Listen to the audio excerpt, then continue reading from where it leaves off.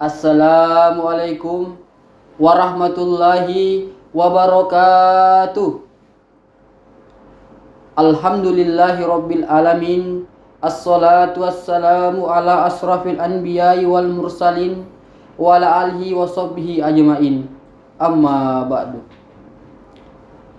Dewan juri yang saya hormati dan semoga Allah muliakan, serta para hadirin dan hadirat yang berbahagia. Para hadirin sekalian, pernah merasa galau? Pernah merasa gelisah? Atau mungkin pernah merasa bingung? Biasanya, anak muda zaman sekarang mengambil HP kemudian mengupdate status, atau bahkan melakukan kegiatan yang bersifat menghibur diri, atau dengan bahasa trennya sekarang, yaitu represi. Padahal, di dalam ayat Al-Quran, Allah Subhanahu wa Ta'ala telah mengingatkan dalam surah Al-Baqarah ayat 1 dan 2 yang berbunyi, A'udzu billahi minasy syaithanir rajim. Bismillahirrahmanirrahim. Alif lam mim. Zalikal kitabu la raiba fihi hudal lil muttaqin. Yang artinya, Alif lam mim, kitab Al-Quran ini tidak ada keraguan padanya, serta petunjuk bagi mereka yang bertakwa. Para hadirin sekalian, di dalam Al-Quran ini, dalam ayat ini, telah disebutkan salah satu keutamaan Al-Quran, yaitu petunjuk. Ada yang tahu para hadirin petunjuk atas hal apa?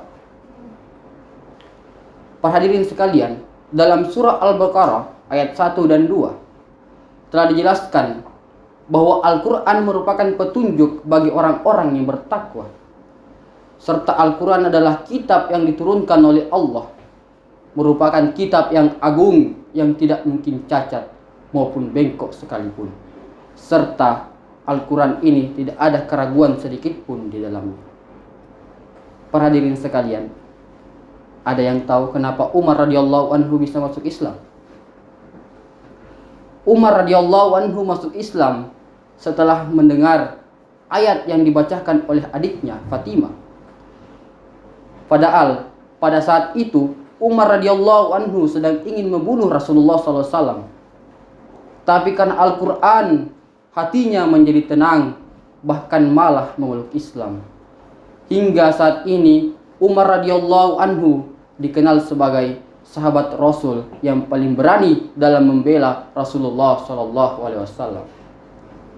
Sebagaimana dalam sebuah hadis yang artinya, dari Umar radhiyallahu anhu, Rasulullah SAW bersabda, Allah Subhanahu wa Ta'ala mengangkat derajat beberapa kaum melalui kitab Al-Quran, dan dia merendahkan derajat beberapa kaum lainnya melalui kitab ini pula. Para hadirin sekalian, oleh karena itu kita harus punya keyakinan kepada Allah Subhanahu wa Ta'ala bahwa dengan membaca Al-Quranlah jiwa, hati, bahkan pikiran kita akan menjadi tenang. Sebagaimana Syekh Habib Umar bin Hafiz mengatakan, beliau meyakini bahwa Al-Quran adalah sumber cahaya dan petunjuk bagi setiap manusia dalam menghadapi tantangan hidup.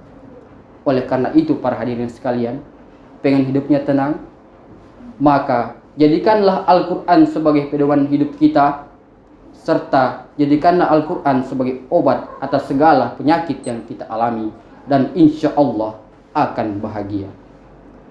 Mungkin hanya itu yang sempat saya sampaikan. Kurang dan lebihnya saya mohon maaf.